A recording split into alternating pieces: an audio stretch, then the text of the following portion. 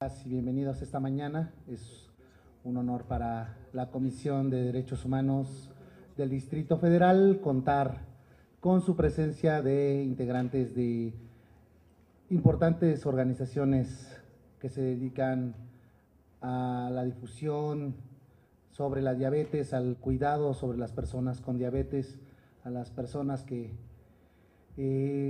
ustedes son personas defensoras de derechos humanos, ustedes defienden el derecho a la salud, aunque propiamente no se asuman como personas defensoras de derechos humanos.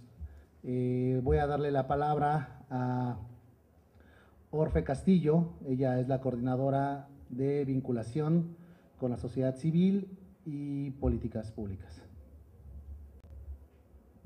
Gracias, Jesús. Buenos días a todas y a todas. Estamos transmitiendo vía streaming en la página de la comisión. Agradecemos a quienes nos están mirando. Quiero darles la más cordial bienvenida en nombre de la doctora Perla Gómez, la presidenta de esta Comisión de Derechos Humanos de la Ciudad de México, y compartir un breve mensaje en relación al evento que tenemos el gusto de alojar hoy en el marco del Día Mundial de la Diabetes. Para la Comisión de Derechos Humanos es central especificar las necesidades de los distintos grupos sociales, fundamentalmente cuando se trata del derecho a la salud. No es igual, ustedes hoy van a reflexionar todo el día, en toda la mañana, en relación a estas diferencias entre los tipos de diabetes y lo que genera en la comunidad y en las personas, sobre todo en las niñas y niños que viven esta enfermedad. Para que la Comisión ha tenido una preocupación central en la difusión del derecho a la salud, y queremos agradecer de todo corazón la responsabilidad de quienes en la asociación están impulsando la visibilización de este derecho en relación a esta enfermedad.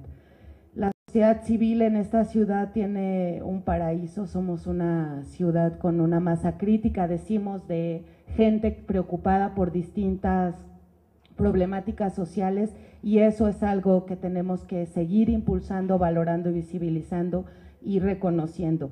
Quiero mencionar de manera específica que la situación que viven los niños y niñas y adolescentes que sufren esta enfermedad genera también, además de la vulneración de su derecho a la salud, otro tipo de vulneraciones que lastiman su calidad de vida y su dignidad cuando son objeto de burlas, de exclusión, de estigmatización por vivirla, y creemos que este es uno de los objetivos centrales de este evento, evitar que haya cualquier tipo de exclusión o disminución de los derechos de niñas, niños y adolescentes que sufren diabetes tipo 1.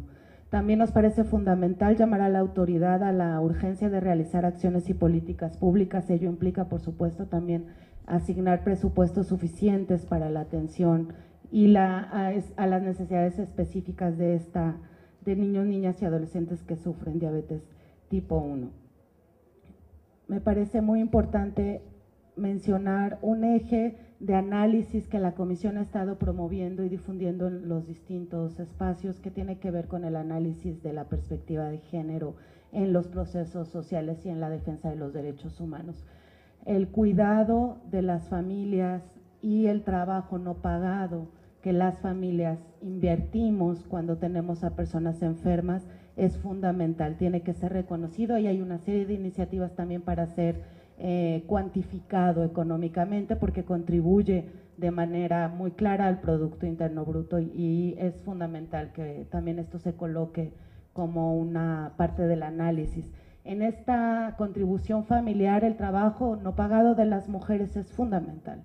Hay alrededor de un 70% de las personas que cuidan a enfermos y enfermas somos mujeres. Y eso también afecta la calidad de vida de los niños y niñas y adolescentes que sufren la enfermedad, porque tienen cuidadoras cuya vida también está siendo afectada. El cuidado requiere tiempo.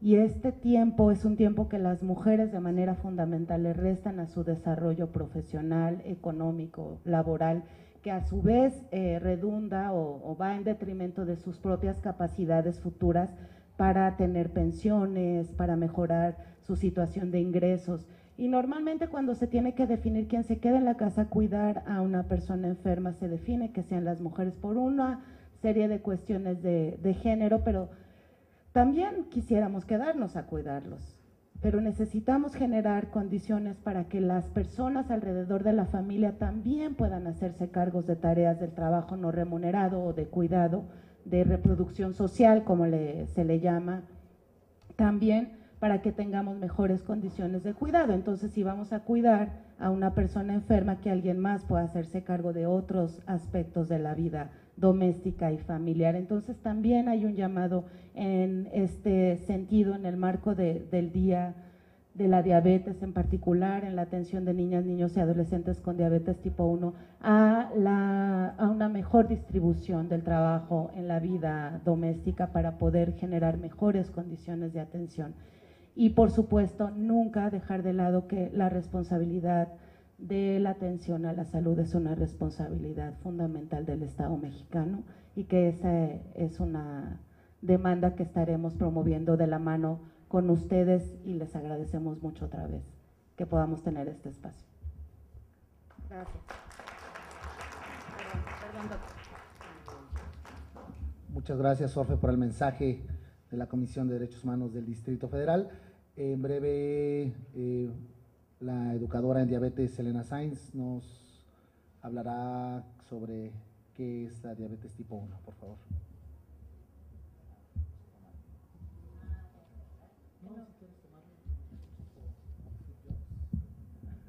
No me hallo allá atrás. Pero les voy a contar en muy breve. Sí, gracias. ¿Qué es esto de la diabetes tipo 1? Vamos a esperar a que apaguen tantito la luz para que se vea bien.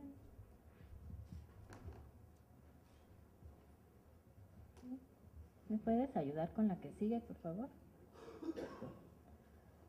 Todos los seres humanos necesitamos energía para vivir y la obtenemos de lo que comemos, de los alimentos. La que sigue, por favor. En términos generales, todo lo que comemos termina siendo estos tres nutrimentos o macronutrimentos: hidratos de carbono, proteínas, lípidos o grasa, y cada uno tiene una función. Los hidratos de carbono son los que nos proporcionan energía rápida, se convierten en glucosa y vienen en cereales, frutas, leguminosas, leche y azúcares, no nada más en lo dulce. En todos esos grupos de alimentos hay hidratos de carbono que necesitamos para obtener la glucosa, que se convierte en la energía para vivir. La que sigue. Entonces, cuando consumimos alguno de estos alimentos, la que sigue, por favor, la glucosa pasa a la sangre y para poder seguir su camino, entrar a las células, convertirse en energía, necesita de la hormona insulina. La insulina es como la llave que abre la puerta de las células para que entre la glucosa y se convierta en energía. La que sigue. La insulina es una hormona que producen un grupo de células llamadas células beta en el páncreas.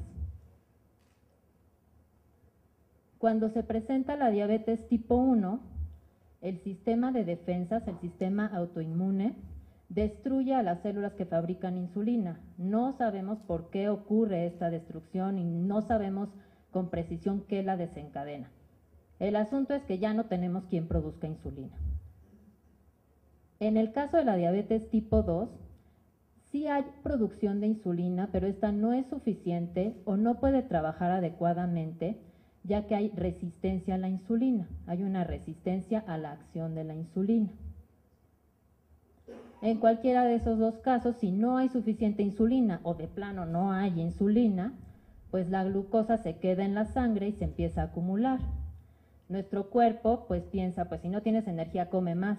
Entonces el tener la glucosa elevada, hiperglucemia, puede provocar mucha hambre. Entonces comes más y hay más glucosa en la sangre todavía. A algunas personas se les quita el apetito. Cuando hay demasiada glucosa en la sangre, los riñones tratan de sacar el exceso a través de la orina y nos da mucha sed y se orina con mucha frecuencia. Y no tenemos energía. Entonces los síntomas de hiperglucemia, de tener la glucosa elevada, pues son cansancio, mucha hambre o pérdida del apetito, mucha sed, orinar con mucha frecuencia. Y el plan B de nuestro cuerpo es, si no puedo obtener energía de la glucosa, me voy por las reservas de grasa. y entonces puede haber una pérdida de peso inesperada. Estos son síntomas de que la glucosa está elevada. Y así es como funciona el cuerpo de alguien que no presenta diabetes, y esto es lo que queremos imitar con el tratamiento. ¿Le puedes ir dando clic, por favor? Poquito a poco. Entonces, todo el tiempo el cuerpo está produciendo insulina, nuestro páncreas, de a poquito en poquito. Y si empezamos a desayunar, por ejemplo, produce una dosis extra de insulina. Continúa produciendo insulina, empezamos a comer y produce otra dosis extra, sigue produciendo insulina, cenamos, produce otra dosis extra y durante toda la noche produce insulina. Tiene dos maneras de producir insulina, la basal, que es todo el día de a poquito, y cada vez que comemos, que le vamos a llamar bolos. La que sigue. Entonces, la misión de estas dos maneras de producir insulina es mantener el nivel de glucosa en sangre entre 70 y 99 la mayor parte del día, en ayunas, antes de los alimentos, un clic más por favor, y que no pase de 140 unas 2 horas después de comer, cuando comemos y todos los nutrientes llegan a la sangre, que no se junte más de 140 de glucosa en sangre. A esto se le llama regular la glucosa. ¿Puedes darle una para atrás, por favor? Otras dos. Hasta aquí no me queda. Entonces, ¿qué ocurre si no hay nada de insulina? Pues no hay absolutamente nadie que haga que la glucosa salga de la sangre y se empiece a acumular. La glucosa puede estar muy elevada. Si hay algo de insulina por ahí, puede ser que la glucosa se eleve un poquito y que la persona no se dé cuenta, como el caso de la diabetes tipo 2. Pueden pasar muchos años antes de que la persona con diabetes tipo 2 se dé cuenta de que tiene su glucosa elevada. En la diabetes tipo 1 es más evidente, digamos, el nivel de glucosa puede estar marcadamente elevado porque no hay quien produzca insulina. La que sigue, por favor. Entonces, ¿cómo sabemos que se está controlando la diabetes o que se está regulando la glucosa? Pues una herramienta fundamental es medirnos la glucosa en capilar con un piquetito en el dedo, y esto es como tomarle una foto. Sabemos cómo está la glucosa en ese momento. La que sigue. Y otro indicador es el estudio que se llama hemoglobina glicosilada, A1C. Es como tomarle un video durante 3 meses a la glucosa y nos proporciona información sobre, en promedio aproximado, cómo ha estado la glucosa en sangre de esa persona en los 3 meses anteriores. La que sigue. Entonces, una persona sin diabetes, su hemoglobina glicosilada está entre 4% y 5.4%, quiere decir que su promedio de glucosa en sangre está entre 70 y 110, más o menos. Y lo que queremos si tenemos diabetes es que nuestros niveles de glucosa y hemoglobina glucosilada sean lo más cercanos a los que tiene alguien sin diabetes de forma segura. Eso es, por ejemplo, 7% de hemoglobina glicosilada, en promedio 154, o dicen los endocrinólogos clínicos, 6.5%, en promedio 140. Las diferencias: en la diabetes tipo 1 no conocemos factores de riesgo modificables. En la diabetes tipo 2 sí conocemos factores de riesgo modificables y no modificables. La diabetes tipo 1 no se puede prevenir. No conocemos los factores de riesgo modificables como para prevenirla. En cambio, en la diabetes tipo 2 sí conocemos factores de riesgo modificables, se puede prevenir o retrasar. La que sigue. En la diabetes tipo 1 hay deficiencia absoluta de insulina, y en la tipo 2 sí hay producción de insulina, pero no es suficiente o hay resistencia a su acción. La diabetes tipo 1 es más común que empiece en la infancia o adolescencia, pero también se presenta en la edad adulta. Y la tipo 2 es más común que se presente en la edad adulta, pero también puede presentarse en la infancia o en la adolescencia cuando tienen problemas de sobrepeso u obesidad. El tratamiento en ambos casos es educación para el automanejo. En la diabetes tipo 1, aplicación de insulina de acción prolongada más una insulina de acción ultra rápida para imitar estas dos funciones de la insulina que les platiqué. En diabetes tipo 2, plan de alimentación, actividad física. En diabetes tipo 1 también plan de alimentación, actividad física. En diabetes tipo 2, medicamentos orales o algunos medicamentos inyectados o insulina. En diabetes tipo 1 es esencial el monitoreo de la glucosa capilar. La norma oficial mexicana indica entre 4 y 7 veces al día. En diabetes tipo 2 el monitoreo de glucosa capilar es variable de acuerdo con lo que haya acordado la persona con su médico tratante. Y pues el mensaje que es sobre lo que queremos reflexionar hoy es que ninguna persona en México debe morir ni ver disminuida su calidad de vida por diabetes tipo 1. No se puede prevenir. Cuando escuchamos en campañas constantemente la diabetes se puede prevenir, no es la diabetes, es la diabetes tipo 2 y eso puede crear mucha confusión. La diabetes tipo 1 no se puede prevenir, pero existen las herramientas para su control óptimo. Y tenemos derecho al acceso en tiempo y forma a todas estas herramientas. Muchas gracias. Muchas gracias, Elena Sainz, de Educadies. Y vamos a darle la palabra al doctor Carlos Robles Valdés, presidente de la Sociedad Mexicana de Endocrinología Pediátrica, AC, y jefe de Departamento de Especialidades Médicas del Instituto Nacional de Pediatría. Vamos a cambiar de lugar ahora a la izquierda mía y derecha de ustedes. En realidad, yo quisiera presentarme no como los puestos a lo que he tenido o lo que he sido, que ya por mi edad son bastantes, sino más bien quisiera hoy presentarme como una voz para las personas que tienen diabetes tipo 1. La voz de los que no tienen voz, la de los niños y la de sus familias, y la que me permite hablar con autoridad moral, no por una elección de una asamblea, por estar prácticamente 40 años trabajando con esto, y con Nelly Altamirano, que está aquí, la jefa de la clínica de diabetes del Instituto Nacional de Pediatría, estar viendo día a día lo que sucede con esto. Vamos a bajar un poquito la luz, entonces vamos a pasar pues de lo que voy a hacer una especie de collage entre lo que fue en 1975, cuando yo llegué a México regresando de una especialidad en Southwestern Medical School, y lo que me encontré. La primera sorpresa es que no había trabajo para mí. Eso es la primera sorpresa. Ya desde entonces había una crisis que sigue hasta ahora. Entonces, la siguiente. Yo no tengo ningún conflicto de interés con persona o gente moral. A mí no me tocó esta época de 1921 en que apareció la insulina, ¿verdad? Estas gentes por aquí, ¿verdad? Son Banti y Nives, descubren la insulina. Estos son los frascos originales de la Universidad de Toronto, en McGill, y era bastante impura. La primera complicación que hubo con el tratamiento de la diabetes no fue la hipoglucemia, fueron infecciones porque esta sustancia no estaba suficientemente purificada y estéril. Hemos pasado entonces de esta cosa de aquí, que casi parecen retratos antiguos, y de hecho lo son, a lo siguiente. Nosotros estamos calculando qué tan grave es el problema, y no hay manera de calcularlo porque, con todo respeto, el INEGI hace encuestas idiotas. Las encuestas idiotas son, y van a las lomas de Chapultepec y le preguntan, ¿tienen agua? Y dicen, ¿no ve la alberca? ¿Tiene pisos de cemento? No, aquí son de mármol de Carrara. Y entonces este tipo de encuestas, ¿cuántas televisiones tienen en un domicilio? Pues prácticamente ahora hay televisiones en todos lados. Nunca ha habido por parte del INEGI encuestas reales sobre lo que son las enfermedades crónicas. Tenemos lo que se llaman encuestas nacionales de salud, que es un muestreo aleatorio, entonces dependerá qué tan bueno es el muestreo como para reflejar la realidad. No sabemos exactamente cuántos diabéticos o cuántas personas con diabetes tipo 1 tenemos en el país, por una cosa que se llama consumo de insulina. Hemos calculado varias veces que más o menos debe andar entre 400,000 a 250,000 personas.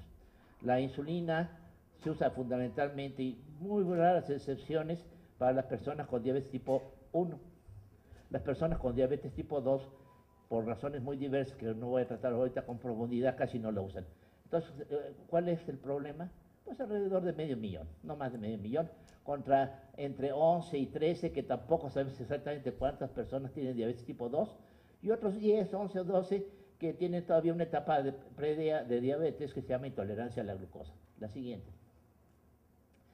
El esquema cotidiano de tratamiento de la diabetes, ahorita ya lo explicó un poquito la señorita Sainz, es desde un mínimo de 2 dosis a múltiples dosis. Actualmente queremos el tratamiento intensivo. A ver si puedo quitar estas luces de aquí y nomás dejarlas de atrás, y si no, pues lo dejaremos a oscuras. El tratamiento entonces actual requiere insulina, ¿verdad? Una insulina basal o de 24 horas y bolos de insulina rápida. Uso de jeringas o agujas para plumas. Puede haber inclusive hasta bombas, la medición regular diaria de glucosa capilares, por lo menos 3 o 4 visitas a la consulta médica, determinación de lo que se llamó la hemoglobina glucosilada, que es el reflejo del control. En la consulta médica, como pediatra, se ve cómo van creciendo, peso, talla, velocidad de crecimiento, examen físico completo, y se programa valoración de complicaciones a tiempos regulares, por ejemplo, los daño ocular. En nuestro hospital no respetamos la guía de esa de que a los 5 años de diabetes vayan al oculista. Desde que llegan los mandamos al oculista, porque tenemos el oculista allí. Tenemos 40 especialidades, ¿por qué no usarla? La siguiente. Estos son los ejes básicos que requiere la persona con diabetes tipo 1. Para mí son, y los clásicos eran el simbolito de la Asociación Mexicana de Diabetes: dieta, ejercicio, insulina. Originalmente este triangulito era azul por las glucosurias, cosa que desgraciadamente se ha dejado de usar y todavía podría tener algunas indicaciones. Nosotros hemos añadido, ¿verdad?, en estos ejes, y es fundamental la educación. Y ese es el gran problema de México. Nuestro pueblo no está suficientemente educado en salud. El automonitoreo que se mencionó rápidamente, la dieta y la insulina. Pero más que nada necesitamos el soporte familiar, social y del Estado para estas personas que tienen algo que les tenemos que decir, y yo no he visto a nadie que no se quiebre. Cuando le decimos a los padres, tiene diabetes, dice, ay, pues eso es de los adultos y de los viejitos. ¿Se cura? No. Es para toda la vida. Y uno, para toda la vida nomás existe la cremación y los impuestos. Entonces digo, hasta ahorita pues no la curamos, pero estamos esperando algún día, lo que acaba de mencionar, pues un día prevenirla y a lo mejor un día, a lo mejor poderla curar. Pero hasta el momento no es curable. Pero hay muchas cosas que no se curan. La tontería humana no se cura. Y ahí andan por ahí deambulando mucha gente. La siguiente, por favor. La insulina es uno de los pocos medicamentos que la Organización Mundial de la Salud ha declarado esencial, que no debe faltar en ningún lado. Y nosotros vamos a ir viendo en la presentación por qué somos afortunados y por qué somos desafortunados. Este pueblo mexicano, ¿verdad?, parece que nació bajo algún signo raro desde tiempos de que los aztecas llegaron aquí a esta ciudad. Bueno, la disponibilidad de este medicamento no siempre está asegurada, por ejemplo, en el centro de África y en varias partes del mundo. En fin, en una encuesta que hizo la Federación Internacional de Diabetes hace unos años, México se considera sustentable para poder atender a los diabéticos, lo cual ya es una ventaja. Los países del centro de África se van a morir de ébola, del SIDA y de pobres. La siguiente. Vamos a decir por qué México es un país afortunado. Bueno, en 1975, por los médicos endocrinólogos pediátricos éramos unas docenas y estábamos nomás en 2 o 3 lugares. México, Guadalajara, y había nomás en los institutos como por ejemplo el Hospital Infantil de México, el INP, el Seguro, y en el ISSSTE relativamente porque eran medias. En 2014, nuestra sociedad, la Sociedad Mexicana de Endocrinología Pediátrica, hemos formado ya 170 miembros. Abarcamos prácticamente todos los estados de la República, con 2 o 3 excepciones, pero afortunadamente ya no tiene que venir al Distrito Federal una gente de Mexicali o de Mérida a recibir atención. Puede recibir atención especializada en los hospitales del niño. En el hospital del niño, el primero que hubo fue el IMAN, la Institución Mexicana para la Asistencia a la Niñez, y de ahí fueron saliendo varios, entre ellos los de más viejos, Tabasco, los de Ciudad Victoria, los de Sonora Obregón, y prácticamente ya existe una red nacional de hospitales infantiles. Y con 170, pues nos podemos dar el lujo de que tener prácticamente todos los estados, con excepción de Nayarit, Campeche y algún otro más, que no tienen todavía atención médica especializada. Entonces la atención es posible y real y está cercana al sitio de residencia familiar. Ya nadie tiene que viajar 6 horas, tomar un avión para ir a un lugar donde pueda ser atendido. Bueno, la siguiente, por favor. La epidemiología, pues sabemos un poco, por algunos estudios que hizo Olga Aude con nosotros y algunos registros que hicimos, estamos calculando que son 2 casos nuevos por 100,000. Probablemente no haya un niño o una niña diabética más que en una escuela grande de más de 600, 800 niños. Es dificilísimo encontrar varios niños en una escuela primaria o secundaria del país. No hubo censos, a veces había encuestas. Los primeros registros señalaban, y probablemente seguimos igual a nivel pediátrico, 300,000, porque además Esta es una anécdota muy simpática. Algunos niños dicen, yo ya quiero ser adulto para ser tipo 2. Entonces, quisieran ser adultos para ya no inyectarse y es una cosa bonita. En 2015, probablemente la incidencia sigue siendo muy baja. Sin embargo, estamos observando que de cada 5 nuevos casos de diabetes, uno ya es diabetes de tipo del adulto porque está asociada a obesidad muy importante. Nosotros hicimos hace un poco una encuesta en que revisamos un poco más de 1.500 casos y no ha cambiado mucho el panorama de la diabetes. Comienza entre los 10 o 12 años, la mayoría ya no debutan en coma o cetoacidosis y afortunadamente nadie se muere. En nuestro hospital nadie se ha muerto por diabetes en los últimos 3 años. Entonces, es una enorme ventaja. Entonces, ahorita pensamos que existe como 500,000, estamos haciendo una nueva encuesta con la empresa Eli Lilly para ver por consumo de insulina cuánta gente está usando insulina. Le digo que la insulina no sirve para diarrea, no sirve para la tos, y salvo la diabetes gestacional y algunos adultos que la usan, es lo único que está pasando. La siguiente, en esto somos afortunados. Somos afortunados porque la insulina está en todas partes. Me permití hacer una encuesta y está en los supermercados. Pueden ir a Walmart, a Superama, a Chedraui, prácticamente a Soriana, la comercial mexicana, todos tienen insulina. Todas las farmacias de cadena grande tienen insulina, menos aquellas farmacias Patito de Colonia. Pero se puede comprar la insulina en cualquier parte. Prácticamente el precio es bastante estable. Entonces tenemos múltiples fabricantes y distribuidores, aquí están señalados. Y entonces las insulinas además están en el cuadro básico. Pero ahí ya comienza un problema. En el cuadro básico hay claves. Y las claves que son de los orden 4,000 o 5,000 son para hospitales y para médicos especialistas. Y las insulinas que debían usar nuestros niños debían ser las mejores insulinas y las más actuales. Y entonces solamente tenemos insulinas para de las muy claras, de la NPH y de la regular. Las nuevas como de Timir o de Gludec pues no están a su alcance. La siguiente, vamos a ir diciendo por qué somos afortunados. Entonces tenemos esto, los precios en teoría son muy accesibles y la insulina es la única hormona que cuesta menos de $1 por unidad. Ojalá si costara la hormona de crecimiento. El sector público la compra y además la usa más generalmente. Muchas veces se queda guardada y se echa a perder. La siguiente. Vamos a hablar por qué somos desafortunados. Es poco uso, mal uso y uso tardío, sobre todo para las personas con diabetes tipo 2. Los tipo 1 no se pueden dar el lujo de no usarla.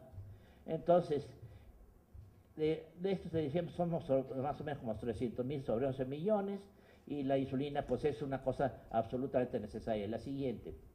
Vamos a ver, seguir hablando por qué somos desafortunados. La siguiente, por favor. One more. Despierte. Ya, bueno. Las jeringas de insulina, desde hace mucho tiempo todos usamos las desechables. Una caja cuesta 30 a 35 pesos, sale a 3 pesos la jeringa.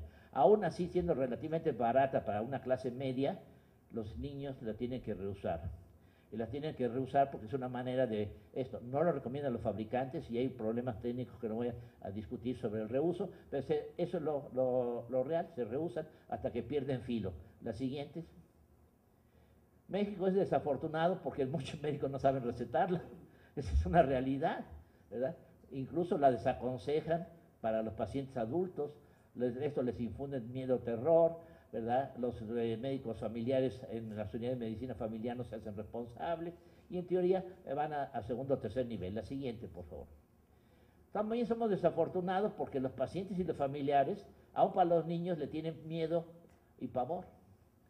Una vez que usa la insulina ya no te la pueden quitar, es cierto, tienes diabetes tipo 1, te dejará ciego jamás, ¿verdad? Si te cuidas, perderás las piernas, no, produce impotencia, daña los riñones y hay que explicarle que todo eso puede ser evitable y evitar este cuadro del horror, ¿verdad? De Munch. La siguiente, el grito. Tenemos todos los glucómetros que hay posibles en el mercado. Actualmente yo considero, así sin hablar en especial de alguno, que la mayoría ya son muy buenos, son precisos, reproducibles, relativamente exactos. Tenemos tiras de todos los tipos, olores y sabores, e inclusive hasta importadas. Nomás nos falta que haya en los mercados sobre ruedas glucómetros y tiras. Y hay varios fabricantes, entonces la calidad ha mejorado mucho. Estamos esperando que Google saque su glucómetro ocular con un lente para medir glucosa en tiempo real, en forma constante, sin picar los dedos, porque los niños y los papás dicen que van a sufrir mucho porque les pican los dedos. La verdad es que no se siente nada con los nuevos picaderos. La siguiente. Entonces, aquí la familia del paciente tiene que pagar por ellos, por eso somos desafortunados. La inversión inicial son 10 salarios mínimos, para hablar del famoso salario mínimo que va a desaparecer. Estamos igual, nomás que los aparatos son mejores, andan entre 500 a 1000 pesos, ¿verdad? No se pueden comprar a plazos, las tiras, ¿verdad?, requieren medio salario mínimo al día. Eso es lo que ya comienza uno a decir, caray, pues la gente que vive del salario mínimo, nadie vive del salario mínimo, vive de un salario familiar. La siguiente. Las insulinas tenemos de todos. Cuando no se usan adecuadamente, el niño no crece bien, la pubertad se retrasa, hay pobre control metabólico y comienzan a hacer complicaciones y la calidad de vida es pobre.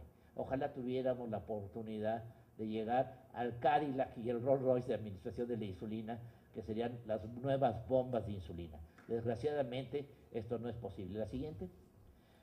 Hemos avanzado mucho de lo que fue el laboratorio donde se aisló la insulina. La siguiente. Y entonces la insulina pues se ha usado por 92 años, es indispensable, se puede indicar también en diabetes y embarazo, 20% de los diabéticos tipo 2 debían usarla, y es el tratamiento de reemplazo más fisiológico y único, aunque ahora hemos modificado las insulinas con análogos para acciones específicas. La siguiente. En resumen, tenemos recursos humanos y materiales suficientes para atender a las personas con diabetes tipo 1. De eso no me queda duda, y si no, salgan aquí a cualquier farmacia a la que esté aquí a la vuelta. La atención que presta el Sistema Nacional de Salud en recursos materiales es insuficiente a nivel del IMSS, del ISSSTE. Estos dan solamente la insulina, no dan jeringa, no dan tiras retiras, no dan nada. En la Secretaría de Salud, y en la cual pertenecemos los institutos, solo se da atención médica generalmente de buena a muy buena calidad. Los recursos materiales, los insumos están ausentes. Y es como mandar a un soldado a la guerra sin fusil, sin balas, sin agua, sin cantimplora. La siguiente. Se propone que el sistema de salud asuma su responsabilidad y evite lo posible la catástrofe de atender las complicaciones de la diabetes. La diabetes es y seguirá siendo un gasto catastrófico, personal, familiar, social y nacional. La siguiente. Casi el 100% de las personas con diabetes tienen que aportar de su bolsillo, esto se llama en inglés out of the pocket, para gastar en glucómetros, tiras reactivas, jeringas y otros varios, que son más del 70% de lo que es el costo de la diabetes, que hemos hecho varios estudios con la doctora Nelly determinaron en el instituto. El IMSS y el ISSSTE cubren solamente el 20 al 30% del costo global, que es la insulina. El gasto real familiar en diabetes requiere menos de 5 a 7 salarios mínimos, que solo perciben menos del 30% de la población. ¿Cuántas personas o cuántas familias tienen unos ingresos superiores a 10,000 pesos para poder vivir y además pagar la diabetes del hijo? Algunos tienen todavía, y creo que va a haber una presentación, y en nosotros también tenemos personas que inclusive tienen en la familia 2 personas o 2 niños con diabetes.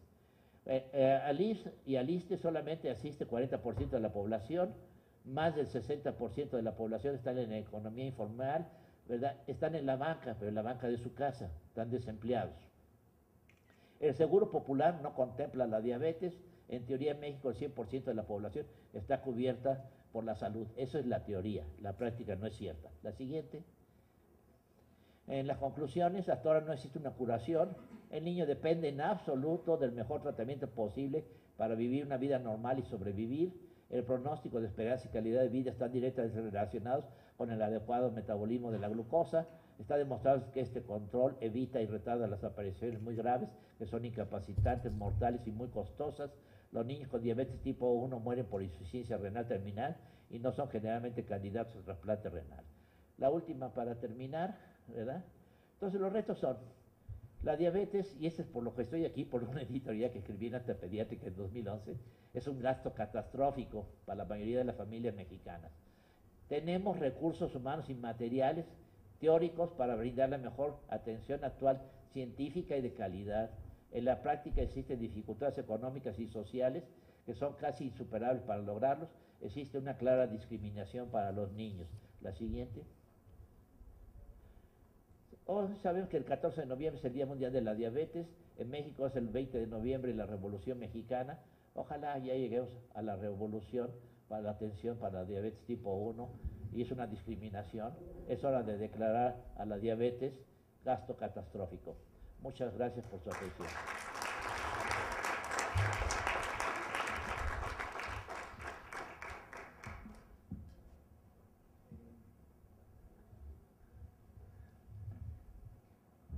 Muchas gracias, doctor.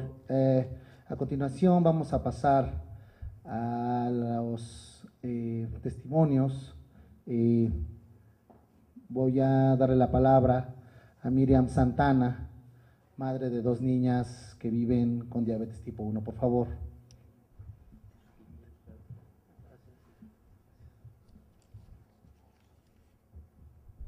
Gracias, buenos días. Me voy a sentar.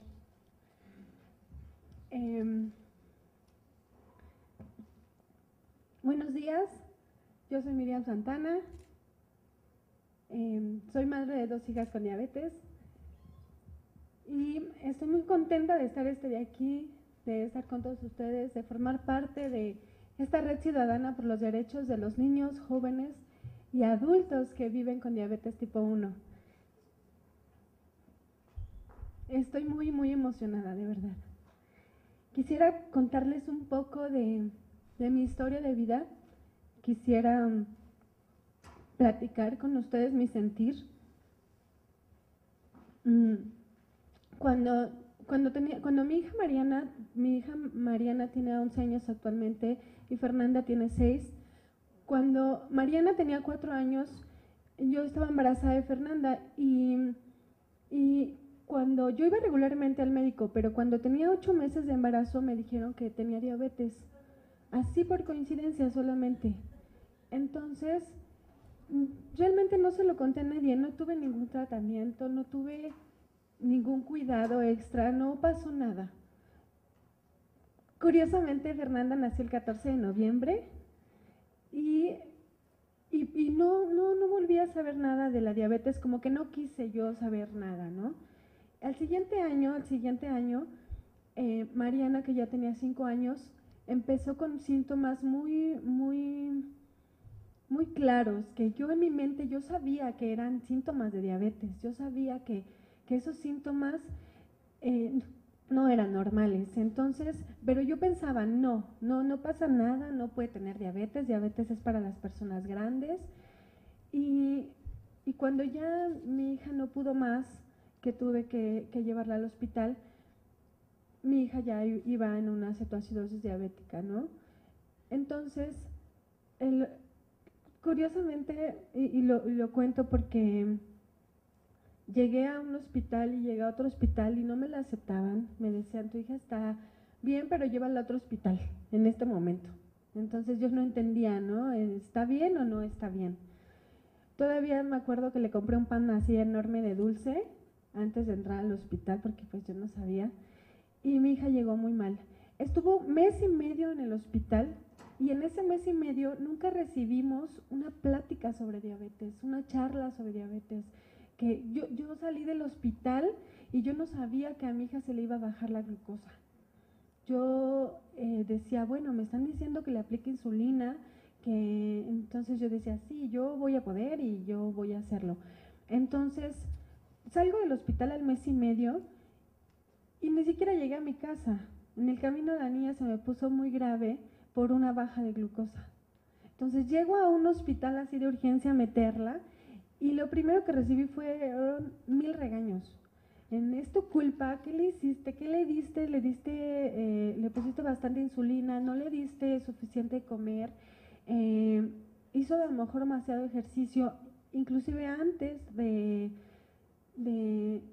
tratarla, ¿vaya? Entonces, bueno, por obvias razones que ya teníamos 1 mes y medio que todavía que estábamos en el hospital, no regresamos, ¿no? Nos fuimos a la casa. Entonces nosotros no sabíamos nada, yo pensaba que solo ella no podía comer dulces. Entonces, para compensar eso, y ella me pedía como más leche o más tortilla, pues yo se las daba y la glucosa siempre estaba elevadísima, ¿no? Entonces yo no sabía por qué. En ese momento me recuerdo que su papá y yo nos turnábamos para cuidarla en la noche porque se ponía muy mal, a veces muy alta, a veces muy baja, era un descontrol total. Entonces nos turnábamos, recuerdo, ¿no? En la noche, medianoche él y medianoche yo. Llegó el momento en el que ya no se pudo ni siquiera,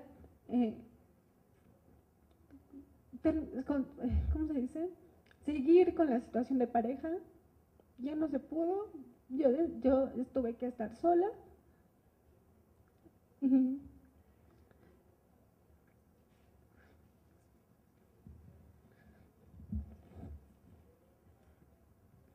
Y bueno, tuve que llevar las riendas de esta situación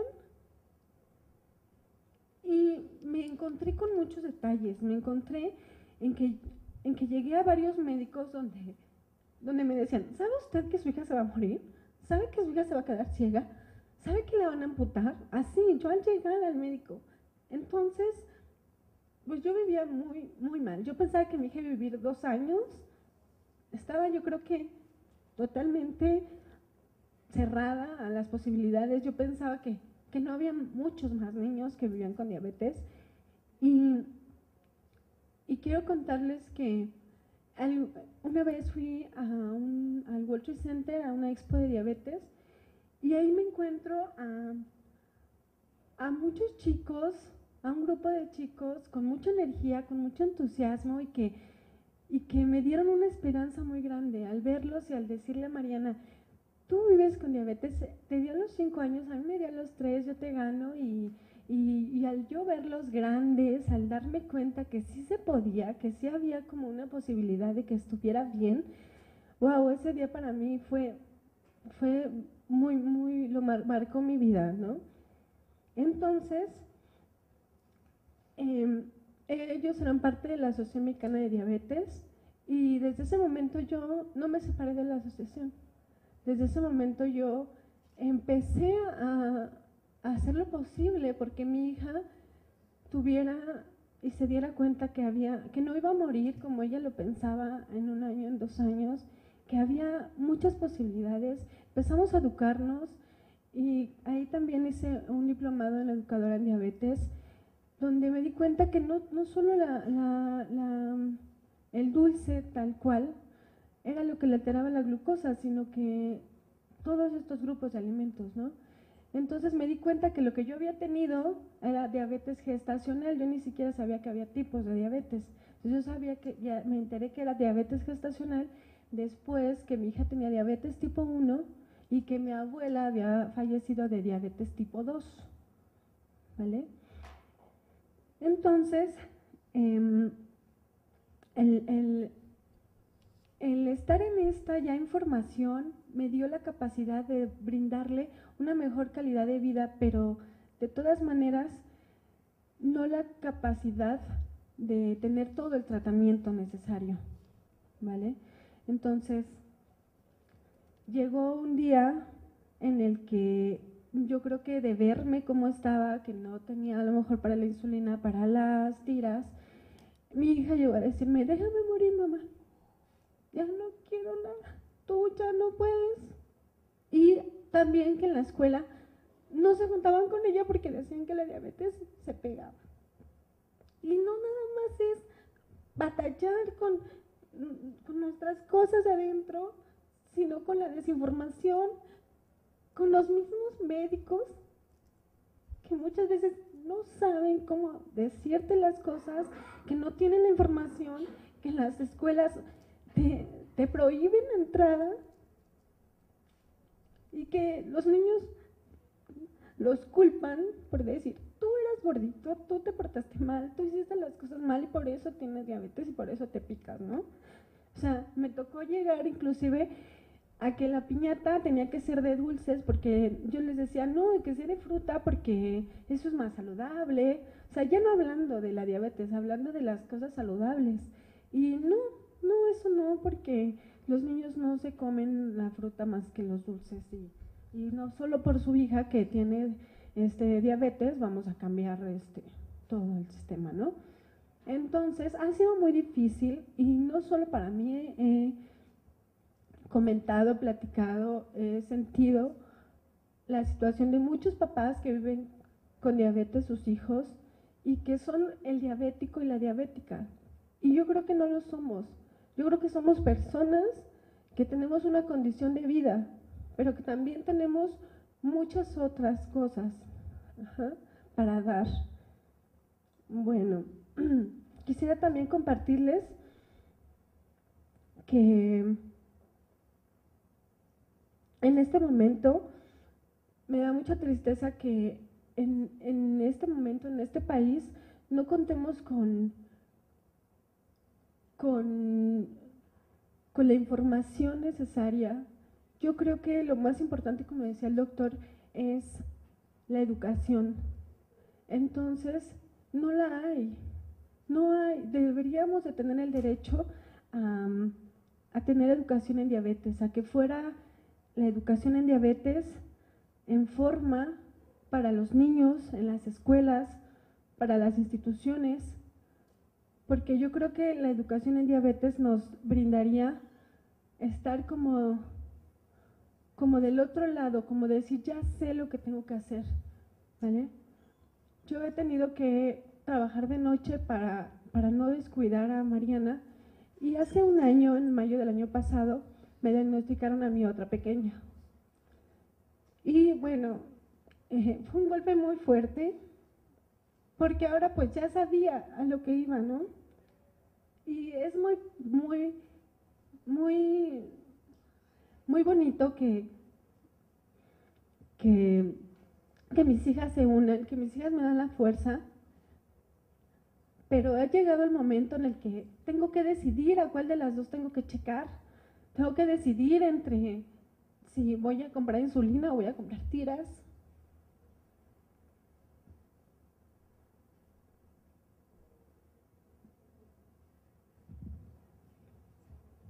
Y yo creo que esto no tiene por qué seguir pasando.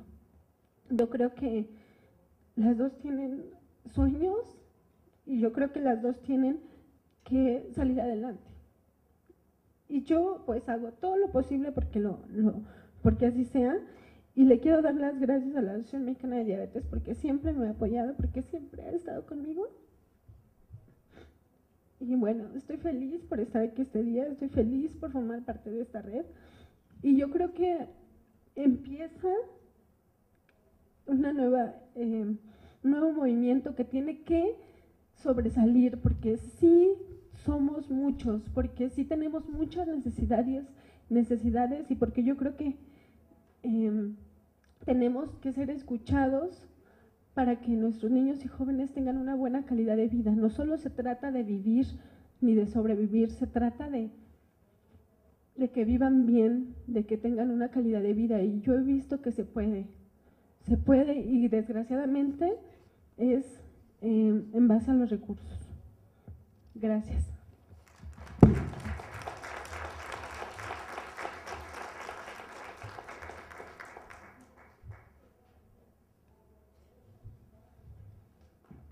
A continuación, por favor, José Luis Morales, 33 años, viviendo con diabetes tipo 1, por favor.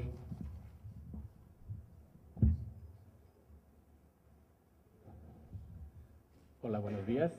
Mi nombre es José Luis Morales. Honestamente me conmovió la historia. Les voy a platicar acerca de José Luis Morales. Por ahí les traje una presentación. Esta es mi hoja de diagnóstico. Por ahí sí se puede ver. Bien, muchas gracias. A ver, me voy a pasar por acá. Esta reliquia es de 1980. El 20 de diciembre de 1980 me dieron de alta en el Hospital de la Raza. Llegué el 14 de diciembre con 657 de glucosa. ¿Dónde está? Creo que no está, no la copié completa. Pero bueno, llegué con 657 de glucosa. ¿Cuál fue el diagnóstico? Diabetes mellitus tipo 1. Tenía 9 años, pero la verdad es que con respecto a lo que mencionó el doctor, hay algo que es bien crítico. Por aquí les voy a mencionar. Dice, producto de un quinto embarazo normoevolutivo con peso no bien precisado. La verdad es que creo que mi mamá nunca se fijó mucho en el peso, pero hay algo que es bien importante. Nivel socioeconómico medio bajo. Hoy en día, la verdad es que creo que desapareció esta medio bajo, ¿verdad? O muy pocos somos o venimos de ese tipo de clase. A mí me tocó serlo y definitivamente pues era muy difícil. ¿Por qué? Porque mi padre era obrero, mi madre ama de casa y éramos 6 hijos. Perdón. Bueno, al vivir esta situación, cuando leo mi nota de alta, la verdad es que yo digo, híjole, ¿qué es esto? ¿Qué me quiere decir? Yo no sabía que era la diabetes. Mis padres hablan conmigo y me dicen, ¿sabes qué, hijo? La verdad es que no nos alcanza. No vamos a poder medirte la glucosa. Nos va a costar mucho el comprar jeringas. Si ustedes supieran que durante 10 años usé la misma jeringa, ¿qué tipo de jeringas eran? La mayoría se ha de acordar que antes eran de vidrio, ¿no? Y las teníamos que hervir. Bueno, las teníamos que hervir y además con el paso del tiempo se hacían zarrosas, ¿no? Entonces se atoraban. Incluso difícilmente podíamos hacer cambios de aguja. Si ustedes supieran cuántas veces me inyecté con una misma aguja, se estremecerían porque hasta me dio lipodistrofia. ¿Qué es? Pues bueno, me dañé mi abdomen, me dañé mi brazo, me dañé las piernas. El detalle importante es que al haber poco dinero dentro de la casa, pues había poca manera de darle seguimiento a José Luis Morales. Y créanme que fue muy difícil. La verdad es que para mí fue a prueba y error, a prueba y error. Por ahí dicen que existe el plan A, por ahí también el plan B, el plan C. Yo me aventé todos los planes hasta la Z. Un día de repente me encuentro con que tenía que controlarme. No supe cómo. La verdad es que hoy en día me pregunto, ¿por qué? Porque 18 años duré sin automonitoreo. ¿Qué significa eso? Pues bueno, imagínense nada más que ustedes se despiertan y dicen, ¿y cómo amaneció mi glucosa? Yo no sabía cómo amanecía mi glucosa.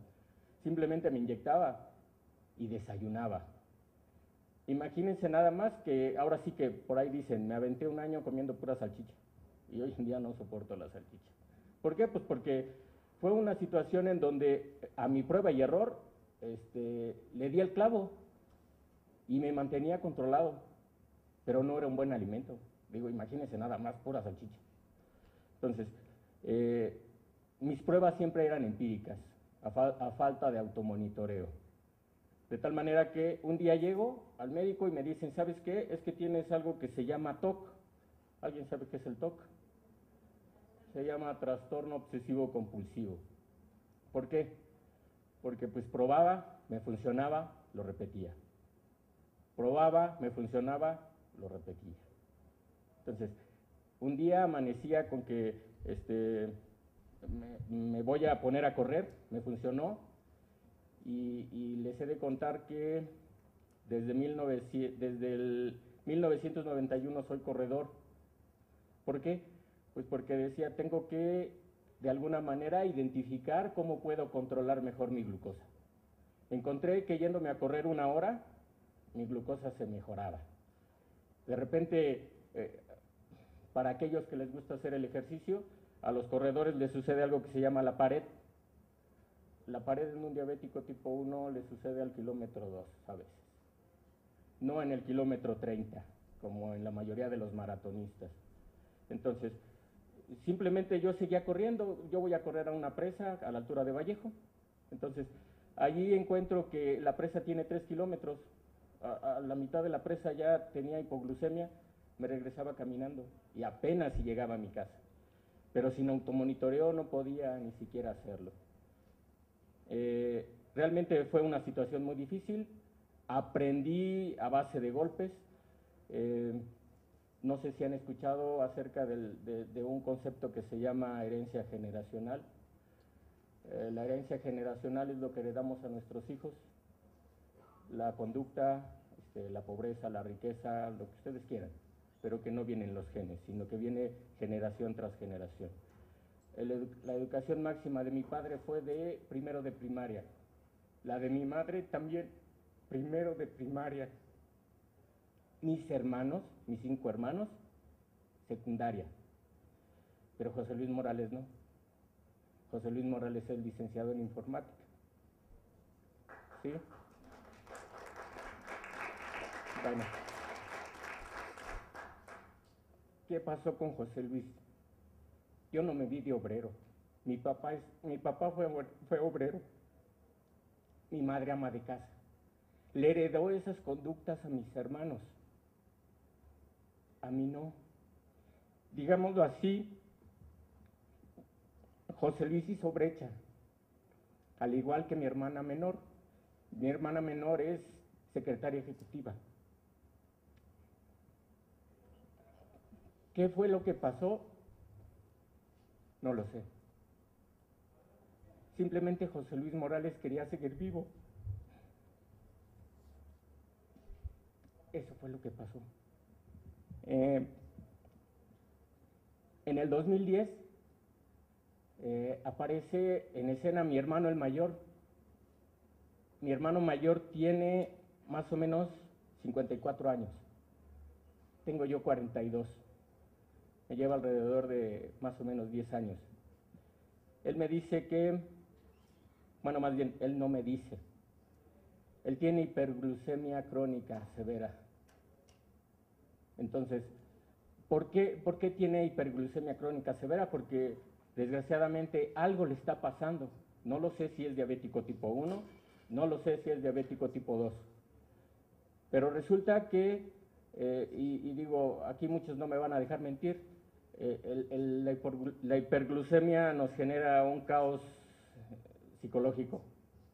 Entonces, mi hermano está en la etapa de la negación, en la de no me cuido, en la de no sé qué me voy a pasar, en me voy a morir. Entonces, José Luis Morales alza la mano y dice, quiero hacer algo por él. Empecé a buscar apoyo en las asociaciones, no encontré. ¿Por qué no encontré? Porque me di cuenta que las asociaciones tienen muchas necesidades. Por ahí de repente empezó, José Luis hizo un video, que lo hizo de alguna manera con un lenguaje equivocado. ¿Por qué? Porque mi lenguaje es el que me enseñaron en el Seguro Social. Soy diabético tipo 1, vivo con esta enfermedad, y realmente el lenguaje correcto no es ese. El lenguaje es vivo con diabetes, es una condición de vida. ¿Sí? Me encuentro por ahí a Mariana. Mariana me contacta con Elena y hoy aquí está José Luis Morales presentando su historia. ¿Qué es lo que pasa? Yo creo que se puede. Estoy convencido de que si uno busca la mejor manera de seguir vivo, lo va a lograr. Pero definitivamente, como lo presentaba el doctor, se necesita un apoyo económico grande. Yo honestamente no creo que sean 6 o 7 salarios mínimos, para mí son más. Si le podemos dar avance a mi presentación. Este es el resumen financiero de José Luis Morales. José Luis Morales en este momento tiene, debido a su mal control por su falta de poder adquisitivo de 18 años, tiene 2 complicaciones: retinopatía diabética y neuropatía diabética. En automático es falta de automonitoreo. ¿Sí? Vamos a ver cómo le hace José Luis Morales. Esos son los medicamentos que el Seguro Social me da, lo que viene siendo la insulina Lispro, como bien dijo el doctor. más o menos mi promedio son 30 unidades diarias. Hago uso de levotiroxina porque también mi condición es tener hipotiroidismo. Uso enalapril como protector renal, nada más. Uso gabapentina por la neuropatía diabética. Costo, en teoría, es 0 pesos, pero la verdad es que pues, en mi nómina es la cuota del Seguro Social. Por mi cuenta, ¿qué hago? Desde el 2007 me compré una bomba de insulina. La verdad es que esta es una maravilla. Ojalá todos tuvieran una bomba de insulina. El pequeño detalle es que cuando la compré eran 70,000 pesos. ¿Saben lo que mi familia no logró comprar con esos 70,000 pesos? Pues mucho.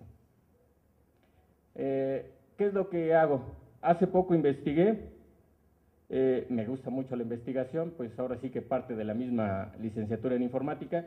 Hago uso de un medicamento que no sé si tiene efectos secundarios.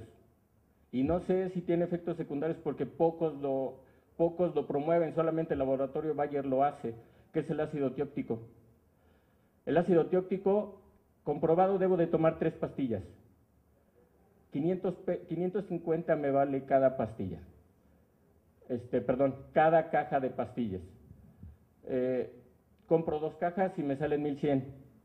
Uso tiras reactivas y lancetas de una marca que en promedio utilizo. Yo no utilizo 3 tiras reactivas, la verdad es que mi economía no da para tanto, para mí ese es el lujo. Entonces me mido el azúcar en la mañana, me mido el azúcar en la noche y me salen 500 pesos.